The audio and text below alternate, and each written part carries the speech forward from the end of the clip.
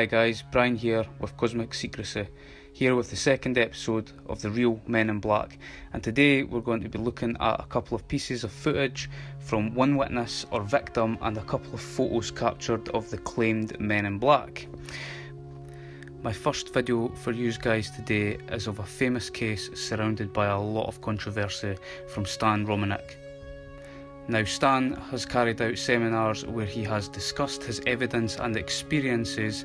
His footage has been featured on Fox News, Larry King Live a number of times, and has even had documentary interviews carried out. Now, for those of you who don't know who Stan is, I would advise looking into his case, as he has a lot of video footage of strange phenomena happening to him and his wife Lisa, as you can see from the silent video footage. The footage that we are focusing on today is the reason he gets a lot of attention from the claimed Men in Black. Firstly showing what appears to be his bedroom window, after which two flashes happens and a strange figure appears at the bottom of the window. I have been studying this footage very closely and have to say it would be so easy for a man or a child in a mask to do the same. What intrigued me though is that for its time the video appears to be genuine. Watching the white to greyish being pop its head up at the window, you can see the reflection of the infrared lighting in the creature's eyes. You can also see it blink as well as the mouth move, which leads me to think this footage must be real. A lot has happened to Stan and his family over the space of 20 years, which I have tried to document as best as possible. I have also compiled a couple of other news stories on Stan and edited them into the video for you guys to look at and decide for yourselves. Suddenly, people showed up to do sighting of the house. They said they're from the landlord. I can't get a hold of my landlord to verify it, but in any case, I think it's rather unusual that suddenly they come do the sighting. So I'm going to videotape them doing the sighting and try to get them to tell me what day it is. I had the camera hidden, and I got them to tell me what date it was, so this was the day after the experience.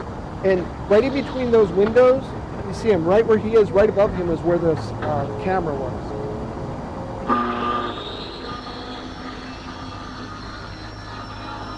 It says Bob sighting from Grand Island, Nebraska. That's what it said on the wall. Hey, what's today's date? 8th of October? Never look at me, not once. I try to get in front of them to make them look at me, and they turn away.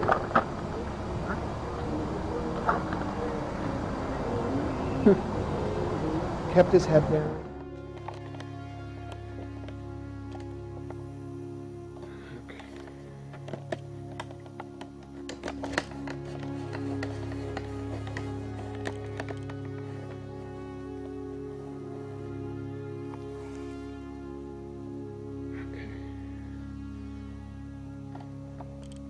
Just gonna keep it rolling there.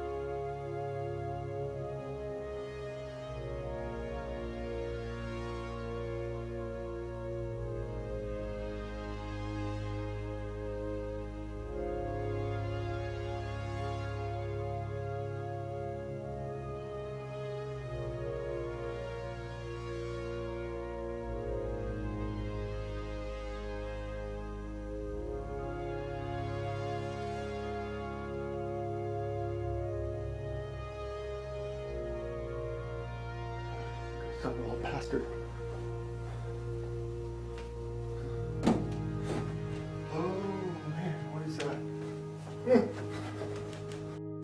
All right, we have an extraordinary story out of Denver. Let's meet our panelists. Stan Romanek is the man who claims to have shot footage of an extraterrestrial. Jeff Peckman is pushing for a ballot initiative to establish an extraterrestrial affairs commission on the Denver City Council. James Meadow is a reporter with the Rocky Mountain News. He attended today's showing of a video that purports to show a space alien. And Jerry Hoffman is an instructor at the Colorado Film School, a veteran film editor who has analyzed the footage shot by Stan Romanek. Stan, when did you take this? What did you see? It was July 17th, 2003. I actually thought we had a peeping Tom. I was living in Nebraska at the time. I had young twin teenage daughters. Every once in a while, at night I'd get up, let's say to go to the kitchen from watching TV, and the windows were open. I'd see a head, looked like out of the corner of my eye, some movement in the window. And every time I ran outside to try to catch who I thought was looking in our window, there was nobody there. I talked to some of the researchers and scientists involved in my case, and they suggested, well, next time this happens, get your video camera out, put it on a tripod, put it on night shot, and pretend you're going to bed. So I did exactly that. I actually got my camera ready, put it on a tripod, pointed it toward the window, and instead of going to bed, I actually went to the next room and got a magazine and wanted to see if I could maybe see it for myself, catch it, and that's how it all happened. And this was 5 years ago? Yes. Why is it just comes to light now? Well, there's a lot of things involved with my case, a lot of evidence. The reason it's coming out now, there's a lot of scientists and researchers involved in my case, and we want to make sure that... Your case being what? A case meaning what? Well, there's a lot of encounters involved with my case, a lot of UFO encounters involved with my case, and there's a lot of physical evidence, and we wanted to make sure that all the evidence has been looked at by serious scientists. You should see the video. It's quite astonishing. I was just about to shut off the video. I went upstairs to their bedroom. They were still asleep. They said, something woke us up. We don't know what it was, and they were still kind of half asleep, half awake. I was just about to shut off my camcorder, and I see this thing peering at me. It closes its eyes, ducks down a little bit, and slowly moves away.